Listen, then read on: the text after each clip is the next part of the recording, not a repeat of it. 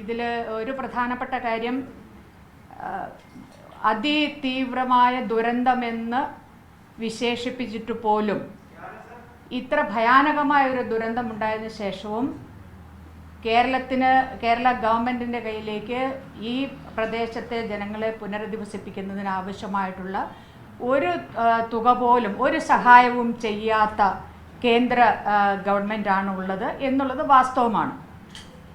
ഏറ്റവും അവസാനം വളരെയേറെ ഇടപെടലുകൾ ചെയ്യേണ്ടതെല്ലാം ഔദ്യോഗികമായി ചെയ്യേണ്ടതെല്ലാം ഒരു സംസ്ഥാന സർക്കാർ ആ രീതിയിൽ ചെയ്യുകയും അതുപോലെ തന്നെ ജനങ്ങളും പാർട്ടികളും ഒക്കെ തന്നെ ഒരുമിച്ച് ആവശ്യപ്പെടുകയും ഒക്കെ ചെയ്തതിന് ശേഷം എല്ലാവർക്കും അറിയാം കഴിഞ്ഞ ബജറ്റ് സമ്മേളനത്തിനിടയിൽ അതുമായി ബന്ധപ്പെട്ട അതിൻ്റെ അടുത്ത് ബജറ്റുമായി ബന്ധപ്പെട്ടല്ല അതിനുശേഷം ഒരു 500 ചില്ലറ കോടിയുടെ ലോൺ അതും വ്യവസ്ഥകളോടെ മനുഷ്യ സഹമായി സാധ്യമല്ലാത്ത വ്യവസ്ഥകളോടെയാണ് ആ ലോൺ കൂടി അനുവദിച്ചിരിക്കുന്നത്. ഇത് കേരളത്തിലെ ജനങ്ങളെ ഒന്നാകെയും അതോടൊപ്പം തന്നെ ആ ബാധിക്കപ്പെട്ട ജനങ്ങളെയും ഈ ദുരന്തത്തിൽ മരിച്ച മുഴുവൻ മനുഷ്യരെയും അപമാനിക്കുന്നതിന് തുല്യമായൊരു നടപടിയാണ് കേന്ദ്രത്തിൻ്റേത്. ഇത് തീർച്ചയായിട്ടും നമ്മുടെ ഫെഡറൽ സംവിധാനങ്ങളുടെ ഫെഡറൽ തത്വങ്ങളുടെ ലംഘനമാണ്. അതിനപ്പുറത്തേക്ക് ഈ ഡബിൾ എൻജിൻ എന്നുള്ള പ്രയോഗം രാജ്യത്താകമാനം പരത്തിക്കൊണ്ട് കേന്ദ്രത്തിലും സംസ്ഥാനത്തിലും ഭരിക്കുന്ന ഗവൺമെൻറ് ഒരേ പാർട്ടിയുടേതാവണമെന്ന് സൂചിപ്പിക്കുന്ന രീതിയിൽ ആ രീതിയിലുള്ള പ്രചാരണം നടത്തുന്നതിന് മുൻകൈയെടുത്ത് മുൻനിന്ന് പ്രചാരണം നടത്തിക്കൊണ്ടിരിക്കുന്നത് ഈ രാജ്യം ഭരിക്കുന്ന പ്രധാനമന്ത്രിയാണ്. അത്തരമൊരു പ്രചാരണം നടത്തുന്നത് വഴി അദ്ദേഹം പാർലമെൻറ്റ് അംഗമായി സത്യപ്രതിജ്ഞ ചെയ്തിട്ടുള്ള ആ സത്യപ്രതിജ്ഞ ലംഘനമാണ്. ആരെയും ഒരു വിധത്തിലുള്ള ഡിസ്ക്രിമിനേഷനും ഒരു കാരണത്തിൻ്റെ പേരിലും നടത്തില്ല എന്നുള്ള സത്യപ്രതിജ്ഞയുടെ ലംഘനമാണ് ഈ ഡബിൾ എൻജിൻ എന്നുള്ള പ്രയോഗം കൊണ്ട് ജനങ്ങളുടെ ഇടയിൽ അത്തരമൊരു വിചാരത്തെ വളർത്തിക്കൊണ്ടുവരുന്നതിനുള്ള ശ്രമം പ്രധാനമന്ത്രി നടത്തുന്നുണ്ട്. അതുകൊണ്ട് തന്നെ പ്രധാനമന്ത്രി സത്യപ്രതിജ്ഞാ ലംഘനമാണ് നടത്തിക്കൊണ്ടിരിക്കുന്നത്.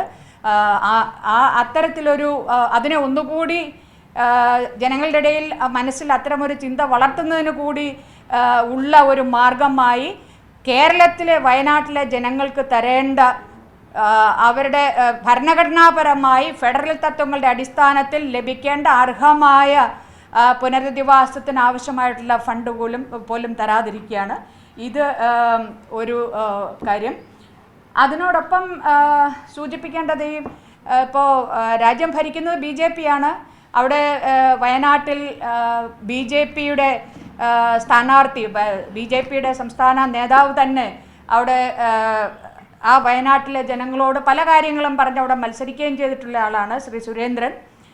ആ വയനാട്ടിലെ വിഷയങ്ങൾ വയനാട് ജനതയ്ക്ക് വേണ്ടി അവരെ എത്രയും വേഗത്തിൽ അവരെ സാധാരണ ജീവിതത്തിലേക്ക് മടക്കി കൊണ്ടുവരുന്നതിന് ആവശ്യമായിട്ടുള്ള സഹായങ്ങൾ കേന്ദ്രത്തിൽ നിന്ന് പിടിച്ചു വാങ്ങുന്നതിന് അല്ലെങ്കിൽ അത് പറഞ്ഞു വാങ്ങുന്നതിനുള്ള യാതൊരു വിധത്തിലുള്ള ഒരു സമീപനവും BJPയുടെ ഭാഗത്തു നിന്ന് ഉണ്ടാകുന്നില്ല. ശ്രീ സുരേന്ദ്രൻ അക്കാര്യത്തിൽ മൗനം പാലിക്കുന്നു എന്നുള്ളത് പ്രത്യേകം. ശ്രീ സുരേന്ദ്രന് ഫെഡറൽ തത്വങ്ങളിലോ ഫെഡറൽ സംവിധാനത്തിലോ വിശ്വാസമില്ലാത്തത് കൊണ്ടാവാം BJPയും പ്രൈം മിനിസ്റ്ററും അതുതന്നെയാണല്ലോ ആ രീതിയിലാണല്ലോ പെരുമാറുന്നത്. അതുകൊണ്ട് ഇതും നമ്മൾ കാണേണ്ടതുണ്ട് എന്നുള്ളത് രണ്ടാമത്തെ കാര്യം. മൂന്നാമത്തേത്, ഇന്നലെ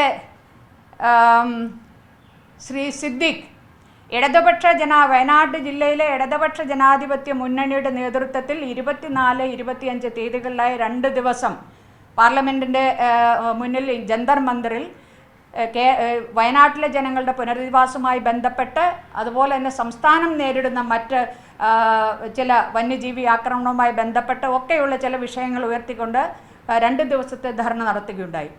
ആ ധർണ അവസാനിച്ച് കഴിയുമ്പോൾ ഉടൻ തന്നെ അന്ന് തന്നെ ഇന്നലെ വൈകുന്നേരം ശ്രീ സിദ്ദിഖ് MLA നടത്തിയ ഒരു പത്രസമ്മേളനത്തിൽ എൻ്റെ പേര് എടുത്തു പറഞ്ഞുകൊണ്ട് പരാമർശിക്കുന്നുണ്ട്. അതുകൊണ്ട് തന്നെ പൊതുജനങ്ങളുടെ ഇടയിൽ യാതൊരു വിധത്തിലുള്ള ഇത്തരത്തിലുള്ള തെറ്റായ സന്ദേശങ്ങൾ പോകരുത് എന്നുള്ളത് കൊണ്ട് അക്കാര്യം ഒന്ന് സൂചിപ്പിക്കണമെന്ന് കൂടി കരുതുകയാണ്. അതിൽ ഏറ്റവും പ്രധാനപ്പെട്ടത് അദ്ദേഹം പറഞ്ഞു, അദ്ദേഹം സംസാരിക്കുന്നത് വയനാട് പാർലമെൻറ്റ് മണ്ഡലത്തിൻ്റെ പ്രതിനിധിയായ പ്രിയങ്ക ഗാന്ധിയുടെ പ്രതിനിധി എന്ന രീതിയിലാണ് അദ്ദേഹം സംസാരിച്ചത്. അദ്ദേഹത്തോട് ആദ്യം തന്നെ വിനയത്തോടെയുള്ള ഒരു അഭ്യർത്ഥന എന്ന് പറയുന്നത്, പ്രിയങ്ക ഗാന്ധിയെ അപമാനിക്കുന്നതിന് അവഹേളിക്കുന്നതിന് അദ്ദേഹം തയ്യാറാവരുത് എന്നുള്ളതാണ്. കാരണം അദ്ദേഹം പറഞ്ഞ ഒരു കാര്യവും ഫാക്ച്വലി കറക്റ്റ് അല്ല. ഒന്നാമത്തെ കാര്യം, ഈ ധർണയുടെ സമയത്ത് സംസാരിക്കുമ്പോൾ ഒക്കെ ഞാൻ പറഞ്ഞിരുന്നത് അവർ കത്തെഴുതി മുഖ്യമന്ത്രിക്ക്, എന്നാൽ മുഖ്യമന്ത്രിക്ക് എന്തുകൊണ്ട് പ്രധാനമന്ത്രിക്ക് കത്തെഴുതിയില്ല എന്നാണ് ചോദിച്ചത്. അവർ എഴുതിയതിനെ മുഖ്യമന്ത്രിക്ക് കത്തെഴുതിയത് ശരിയായില്ല എന്ന് അല്ലെങ്കിൽ അതിനെ വിമർശിച്ചു. എന്താണ് വിമർശനം?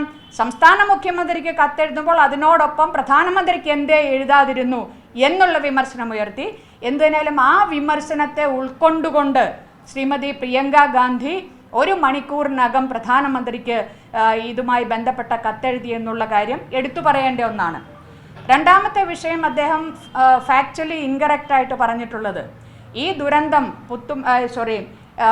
മുണ്ടക്കൈ ചൂരൽമലൈ ദുരന്തം ഉണ്ടായിട്ട് അവിടെ എത്തിയോ, അവിടെ രാഹുൽ ഗാന്ധിയും അന്നത്തെ പാർലമെൻറ്റ് മെമ്പർ രാഹുൽ ഗാന്ധിയും പ്രിയങ്ക ഗാന്ധി ഇപ്പോഴത്തെ പാർലമെൻറ്റ് അംഗം പ്രിയങ്ക ഗാന്ധിയും ഒക്കെ അവിടെ എത്തിയെന്ന് പറയുമ്പോൾ ശ്രീ സിദ്ദിഖിന് അറിഞ്ഞിട്ടും അറിയില്ല എന്ന് നടിക്കുന്നതോ എന്നറിയില്ല. പക്ഷേ